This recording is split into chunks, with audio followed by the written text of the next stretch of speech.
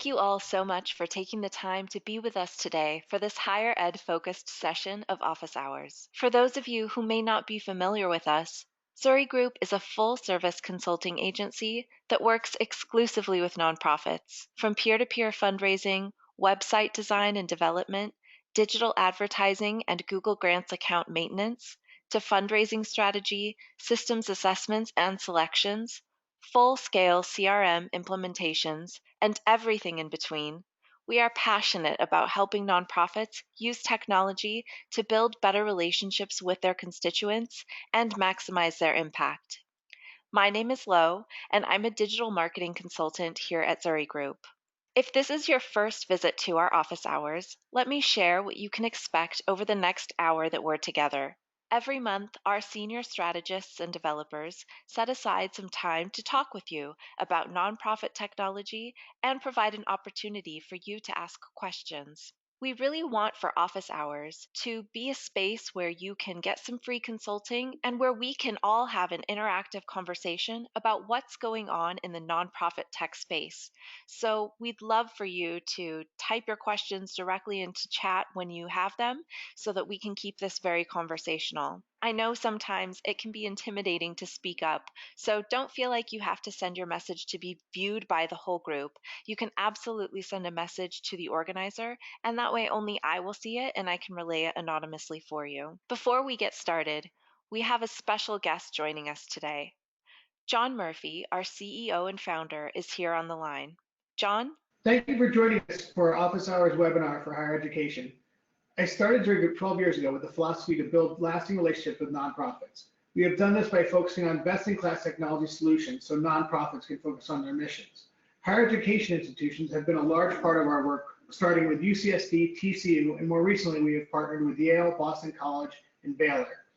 We love working with customers such as yourselves because the higher education space is built on community, with alumni advancements departments sharing information and sometimes even staff. We're incredibly thankful you joined us today. Our hope is that this space is for sharing questions, knowledge, understanding, and networking with your peers. Thanks again and enjoy. Thank you so much, John. Our host for our higher ed edition of Office Hours today is Ryan Motkowicz.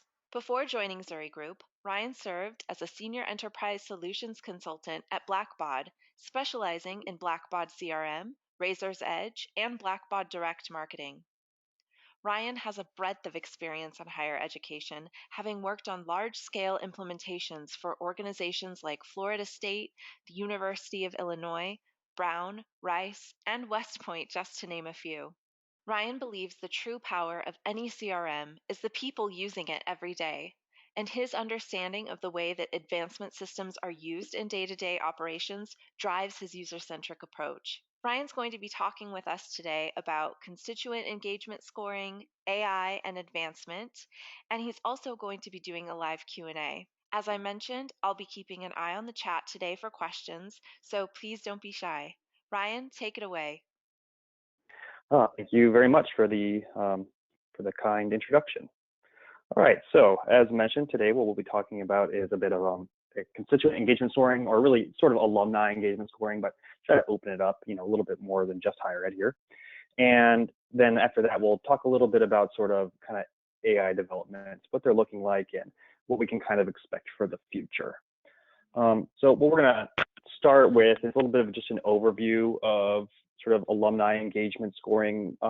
If you've been following the sort of, like the case papers on this or information that's been coming out for a while, this might seem pretty familiar, but hopefully there'll be something, interesting here and maybe something you haven't thought about before. So just starting from really from the beginning, what exactly is constituent engagement scoring? And what that is, it's a discrete piece of data that sort of summarizes constituent involvement or, as known, engagement with your organization. So what we're looking at here is not, specifically giving or any type of engagement. It's trying to look for all touch points across the sort of breadth of the organization through, whether they're reacting to communications, giving, volunteering, etc. The benefits are at one level, sort of a user benefit. So if you're looking at your database it can be pretty easy for users to kind of see, how a constituent, what their relationship is with the organization. A good example of this might be somebody who's calling to sort of give feedback on maybe the first pledge they've ever made. Maybe they've had an issue with it, maybe it's been charged extra or missed something, and you can see very quickly that they actually have a long history of engagement based on their this discrete data point that pulls up on their record that they've actually been volunteering and attending events for years, even though they've never given before, and this is their first pledge. And you'll be able to react to that in a personalized way and sort of understand the relationship they've had with the organization. Conversely, if they're sitting there with a score that is approaching 0 or no involvement, that you can use this as a chance to possibly cultivate. On kind of a larger level, it provides a basis for sort of timescale reporting and predictive modeling.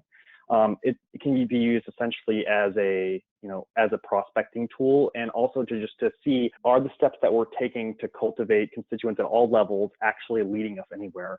Are we seeing a trend of increased engagement scores, or are we seeing a trend of people coming on and fading off, or are we only getting high-level donors to sort of increase the score? Are we only working with people the first year they've come out of graduation? These are all things that we can infer based on data from this score, as long as we're keeping track of it over time. So let's take a second and think about what it is not. I like to really hammer in the fact that when you're looking at engagement scoring, it should not simply be a capacity rating, and it should not simply be a giving score. I think that that might sound fairly obvious, but I think that a lot of the ways that people attempt to build these scores based on metrics will inherently kind of pull in giving, which is something that we are already generally pretty well tooled to really look at and sort of analyze based on our financial reporting and different, which is oftentimes even segmented up into just different campaigns, different designations, et cetera. But what we're not looking at are the other forms of engagement, and being able to pull them together into a very easy to understand summary that just sort of highlights people that are engaged and not just via giving. And the way that we do that is generally bucketed out into maybe 4 or 5 different types of engagement, which is then subdivided. What those might be is so volunteerism and mission participation. What this means is specifically people that are actually kind of doing direct action for your organization's mission. In the case of higher ed, this might be joining a reunion board, helping plan those kind of events, maybe acting as a mentor for young alumni, et cetera. After that, we have event attendance and interest. So that's less kind of taking charge of this engagement, and more so just coming to things that are being planned by the organization or people who are taking part in that first piece. Additionally, we try to follow social media engagement. So are they liking things? Are they following things? Sharing things? And then finally, there's also giving. So as much as I'm trying to downplay the importance of giving, really it's still pretty vital to determining what engagement really is. This is a little bit, kind of expanding on what I just mentioned. So volunteerism as actual, direct action and joining a board, et cetera. On event interest, I think that one thing that's important here is that there are different types of metrics we can use. So as much as we could give a point for every time somebody registers, maybe another point for every time they attend, it's important to take note of recency and regularity. If a engagement score is being produced at essentially, maybe it's being updated regularly, but we're really taking snapshots of it monthly or at a fiscal year period, the recency of event registration and attendance should be taken into account of that. And we'll be able to see that throughout time. Maybe the weight of an event that they attended 2 years ago really could fall off, essentially. And if they're attending regularly, they might even have a coefficient that adds a bit more of a weight to it. If they've been regular attending, 4 events every year, once a quarter, maybe at some point we should start considering that level of engagement to be even kind of greater than it appears. They might have more of an interest of moving into more of a leadership role, or maybe they have not been solicited as somebody who is ready to make a major gift or just any more significant giving than they already have. And additionally, in social media, we're looking for, like I said, likes, comments, shares, But I think another important point of note is sort of stated communication preferences and updated contact info. Essentially, if somebody is maintaining an account in, say, your BIS sort of alumni engagement portal, that should play into this as well, because that means that they're giving you updated contact information. Sometimes even unsubscribing from a particular email list shows a level of interest. It might just be that's the one that they clicked unsubscribe on. That's very possible. Or maybe they're simply cultivating their own messaging from you, which could essentially state that they're paying attention. So these are things that are the specifics, might take a little bit of time to iron out, but it's important to think about and test. And then finally, there's actual giving, which we would want to be looking at recency, regularity, and there's a couple of other metrics that have been sort of defined. For example, if they have a card on file such that is updated and they're ready to give at a kind of a moment's notice, that might be worth a bit of a bump in engagement score. If there's I have a typo in here in my slide, trends of giving. So maybe they're giving upwards, or maybe their giving is actually shrinking. And then finally, total giving. One thing that I'd kind of like to state and make kind of obvious is that these numbers can kind of appear self-evident sometimes. So somebody who's just giving a lot will seem to be particularly engaged, but there is more to it than that. My question here is, who might be more engaged? A young alum who just has their first job and is moved away from the university and is making a $500 gift, or an established professional making a $2,500 pledge? While our normal metrics might say that that professional is more engaged, that may not be the case at all. $2,500 to that professional might be pretty much a drop in the bucket compared to $500 being the amount of rent for a new grad. It's important to take other aspects into account. So we can talk about this theoretically, but then when we really start to get into the weeds is when it gets a little bit more complicated. So how do we actually implement this kind of scoring? One thing we found is that it is pretty important that it is done on an organization specific level. There are sort of predictive models and solutions that try to collect data from a variety of institutions and try to apply a certain model to it, which have value and people are seeing value from them. But it's also important to have sort of an organization specific number that kind of pulls in what you find valuable. Certain organizations prioritize different types of giving that might affect the weighting of their scores. Some organizations are really big on the sort of reunion time and giving. Some do class year based giving, and many of you are just more major annual giving type shops. Based on those differences, you might need to weight your score kind of just differently. So you'll need to define specific data points to do that. This is where things can get very complicated, because as much as we can say, well, a gift's worth this, or a certain event is worth this, it's important to find the actual data itself so that those technically implementing the score can properly pull it. And this is always going to be a push and pull between really development people kind of setting these standards and what they want in their score, and then the technical resources who need to pull them. We need to be able to define, specific event types to include, maybe specific group or committee types. And based on your implementation within your database solution, these might be, you might be using different types of records to understand who's on board, or different types of events for internal ones versus external ones, things like that.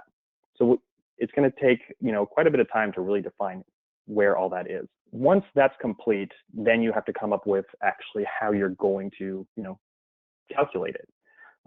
Really, the two main ways of doing that would be, in Blackbaud CRM at least, which is where I'm most familiar, would be the use of either a smart field or data warehouse extension tables. Using a smart field is going to be a custom piece of code. There doesn't exist one sort of out of the box. So unfortunately, that's not something that's configurable, but it does lead to a situation where you could set up a variety of parameters which could be changed in the future. And what this would do is take the logic defined in the step before and put it very easily directly into the front end of CRM based on custom logic built into the smart field itself. Additionally, if there is sort of just more data points, or you'd like to be tracking this in a, sort of outside the transactional database, we can be making use of the data warehouse. In this case, it really is similar from a technical standpoint of using, custom logic to define what the scoring is and where to pull information from.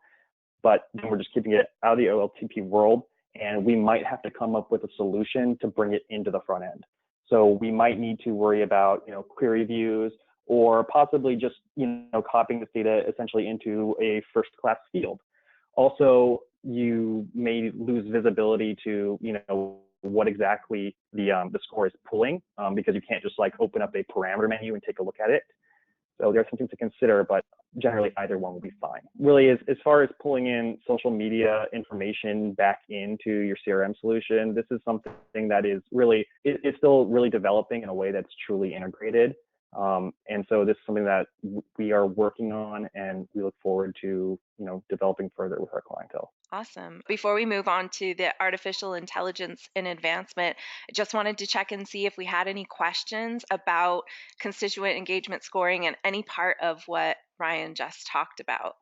Go ahead and type those questions into chat if you have them. And then we do have these resources. Thank you, Ryan, for pulling these together. And I will make sure that I include these links in my follow-up email for everyone, along with the link to the recording. And Ryan, we do have a question.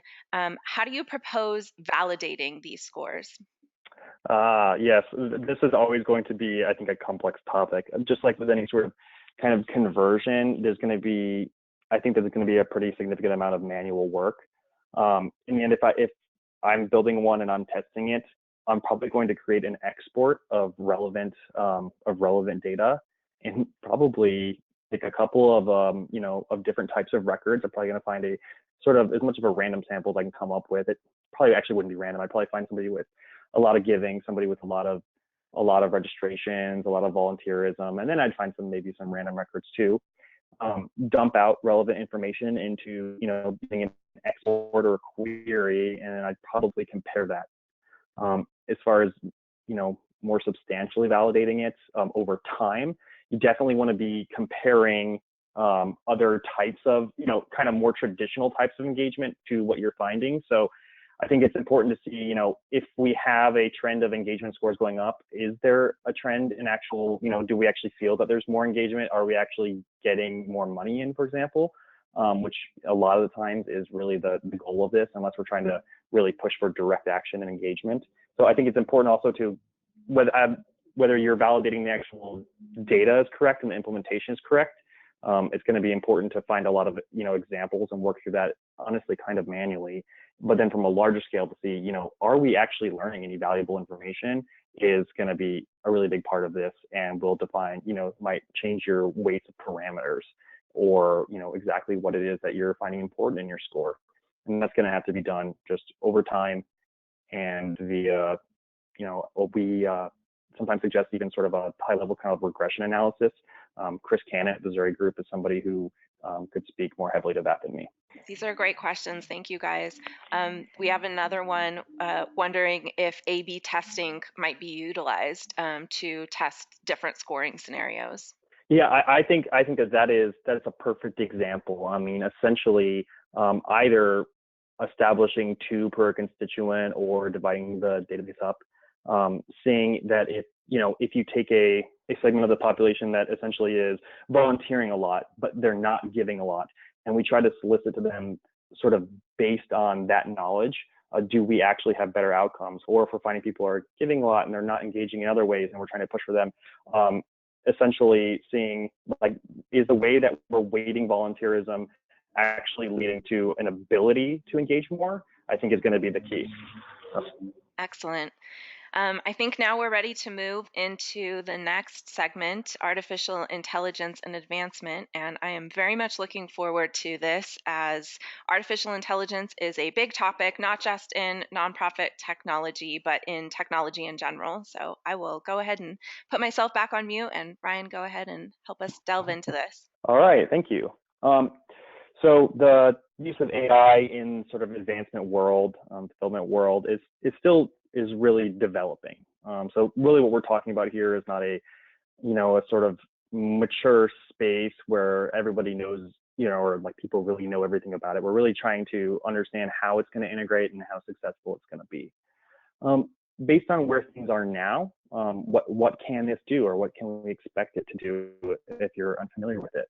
Well, essentially it's going to help with analysis, modeling, and reporting. And the way that it can do this is to help, segment constituents in ways that you don't understand. This is actually, kind of relevant to the engagement scoring, where we have typically used kind of measures that are really just kind of understood by marketing professionals of, we segment between alumni and parents and grad students, which is sort of just a little bit of a tradition at this point. The AI will be able to look at such a wider breadth of constituent that they can find more specific ways in which people are related. Additionally, it'll also be able to assist with data hygiene in some of the solutions that are available now. It can identify constituents which need to be deduplicated, for example, or merged together. It can find sort of dead addresses and things like that. Additionally, it can help with sort of fundraising and automation. So the other half is, so what the first half is sort of, reporting and data hygiene. The second half of it is actually at the fundraising level, at that kind of advancement user level. They can help with basic communication automation, identifying prospects, and suggesting action strategies. So, for example, Gravity, which we have a logo here on the left, can actually help with communication. Essentially, what this can do is reach out to constituents which are maybe in the bottom third of the portfolio of a fundraiser and begin the conversation. And you might think that you could do sort of an automated mailing of that already. What the AI is able to do is to understand the fundraiser, the particular fundraiser, understand how they communicate, think about how different constituents sort of receive different types of communication, and also look at their interests and other data we have on them, and can then, from all that, sort of summarize it together and come up with a proper way of reaching out to the constituent the first time. It can then, after that, maybe even respond to basic things and create, if somebody decides to start a plan, the fundraiser can be sort of notified of that they actually are interested in meeting or speaking with them again. And it could even push back into your sort of moves management, whatever software you're using, whether that's CRM or somewhere else, and, kind of update a step, create a step, create a calendar, notification, etc. In addition to this, what it can also do is actual support of direct action. So as much as we're talking about this in our back end, fundraising world, it's important to know that these solutions are also helping, our mission itself. So in the research world or in sort of human rights organizations, they're using AI to actually push advances in that space to help identify issues or help solve them. One thing that it will not do, and I'd like to make this very clear, is eliminate the need for fundraisers. What we have seen so far is far less of an automation of fundraising to a full extent, and more to empower them. Essentially, what the solutions that are being developed now operate more as tools for fundraisers to use to help them communicate and plan and strategize than it is to just fundraise for them. Eventually, humans who are willing to give are going to want to meet with somebody, and that's not going to change. So now, just looking at a little bit more specifically into some of this point, let's look at how things are pinpointing messaging. So as I mentioned before, these solutions can sort of automate messaging based on past giving, and they also will take into account kind of known interests or causes. So it's not just going to look at recency of giving or how much you're giving, but it's going to pay attention to designations. Are you interested in, the School of Social Sciences, even though you were in this, a different school or a business school? It can kind of take these things into consideration. In segmentation, it's doing it based on data-derived similarities rather than sort of like industry traditions and truisms. And it can target messaging and outreach based on unprioritized populations. We'll find that, maybe we've been spending too much time cultivating the recent grads, when people who have actually gone dark for several years are ripe for the picking, and that's what this solution can actually find for us sometimes. And also, as mentioned before, constituent deduplication and maintenance and standardization of contact information is something that these solutions are very capable of, even in their current states. Going back to the sort of gravity example, composing introductory emails and follow-ups and scheduling. So I kind of covered that already. And identification of prospects. So as a prospecting tool, these will be very popular and very powerful, I think. The integration of multiple data sources to find prospects which maybe don't immediately pop up on the map is going to be very powerful, and I think it's going to make trip planning very easy as well. Essentially, a fundraiser, traveling into a certain neighborhood in Boston for the first time can be provided a list of prospects that could have taken a very long time to research in the past by scrolling through LinkedIn and other social media, talking to their researchers and pulling in whatever data you do have. And finally, it can suggest asks and strategies. We've already seen solutions that are able of sort of, like I said, summarizing interest and capacity into a very actionable plan, essentially giving you a specific amount based on its analysis of what you should be asking for. Now, how accurate this all is, and what we find to be true, I think really remains to be seen, and things will improve as time goes on. I think what's important here is the idea that it can cover a different spectrum of possible donors than you're currently spending a lot of time on as a fundraiser. So you have, kind of active relationships that you're cultivating, you have people in stewardship, and maybe there's a whole portion of your portfolio which is essentially kind of just in wait. This can sort of push you to essentially to reach out and try working with them, because it can just cut out a lot of work and a lot of guessing. And so how Zuri Group can help, as a growing market, we're all in this a little bit together. We are trying to kind of aggressively get a little bit ahead of the game and sort of understand what solutions exist, what is the data in, what is the data out, et cetera. So if you're interested in exploring these more, you can, of course, come and talk to vendors who I'm sure will tell you lots of really, really great things. But additionally, you can talk to us, and we will try to fit your organization to these sort of solutions and understand what they can do, and also the technicalities. Does your system actually sync up with theirs well, or what's that going to mean? So we can help with sort of system selection and analysis, and additionally the integration itself, as well as sort of data cleanup needs beforehand. As with a lot of sort of integrations, we just need to have data going out in the first place, and that's something we can assist with. Thank you so much, Ryan. We've come to the end of our section on AI, and so I'd love to open this up to any of you who might have questions about any of the things that Ryan's just talked about, or if you have any other questions, or if you've heard other things about AI that you'd like to share. We'd love to have that information and to be able to talk about it with you. I know that a thing that I'm really excited about AI is its capacity for being unbiased. So being able to take the data and help make recommendations that we may not see because of whatever biases we may have that we bring to the table when we're looking at that data. So that's something that I'm really excited to see.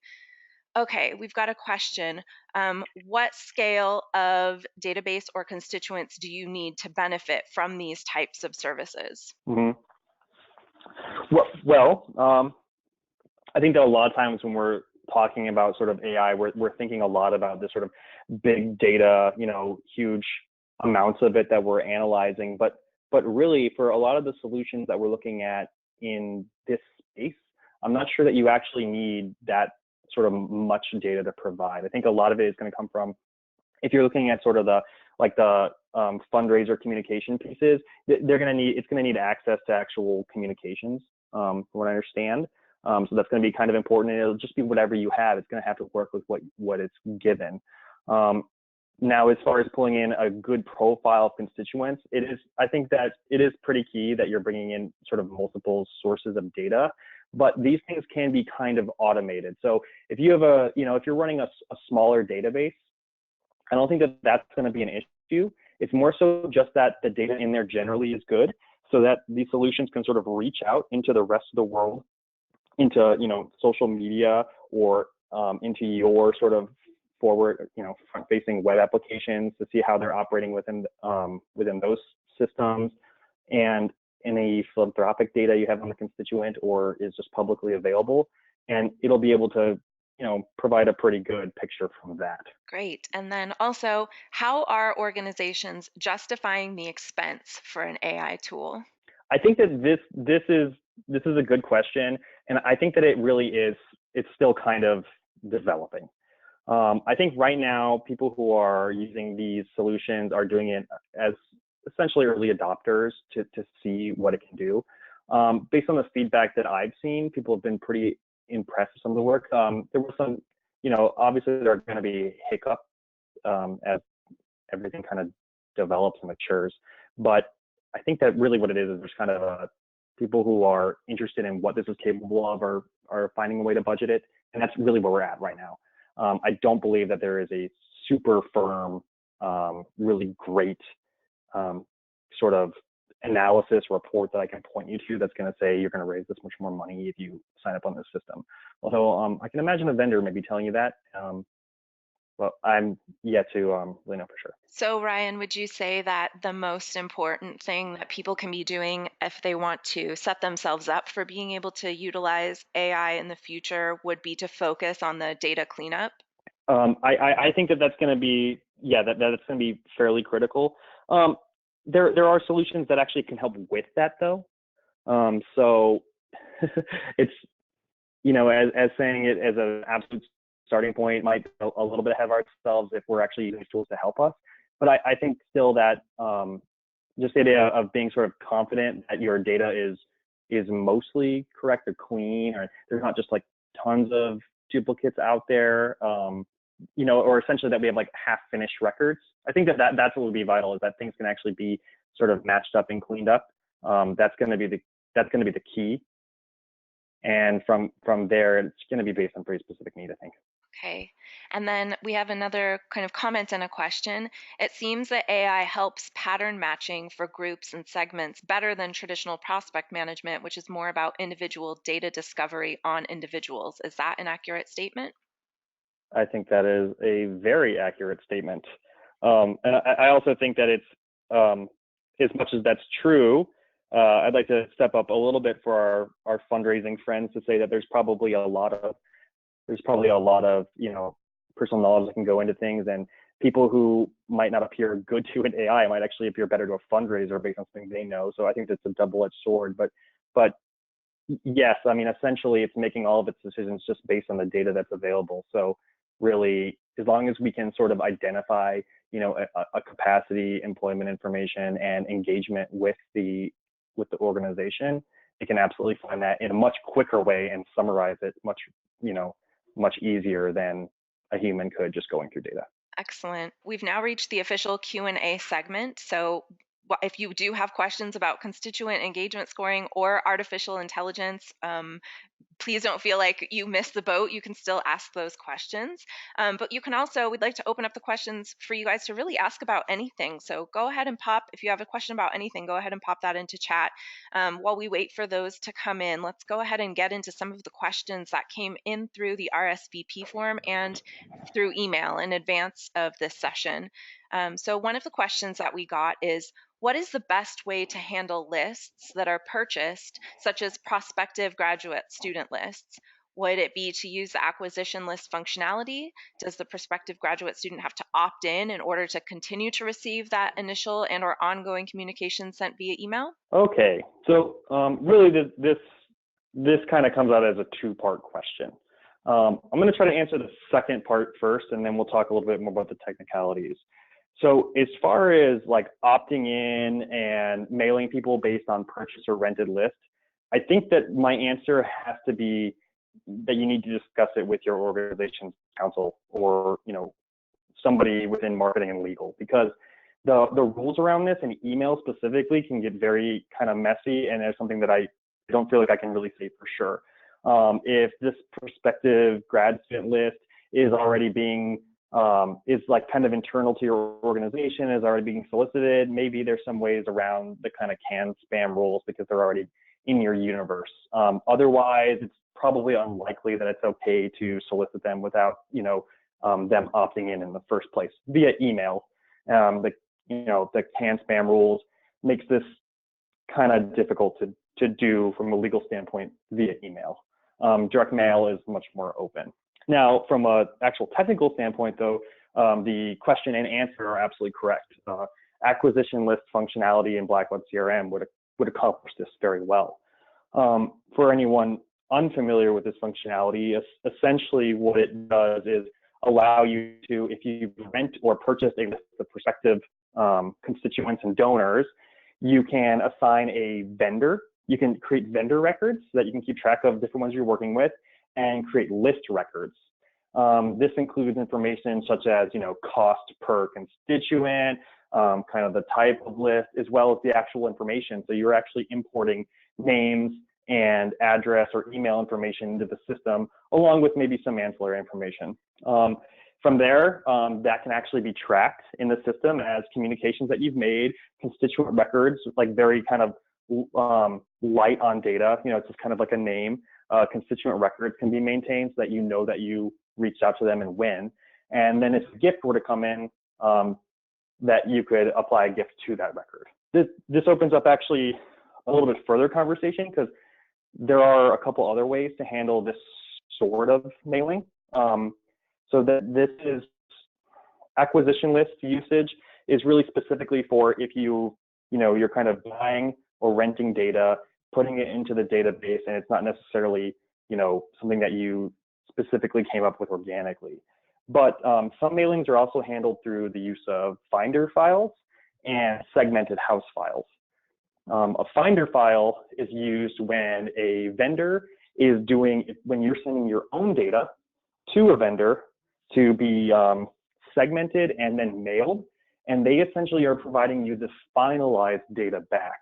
So it's already been segmented by them, it's been mailed by them, all you've done is pay for them to do that and provide the initial data, and they will provide you back finder numbers, source codes, segmentation, what the direct marketing effort is called, who the people mailed were, and that can all be loaded up into CRM, and that essentially creates a fake direct marketing effort that looks like you built it in the system.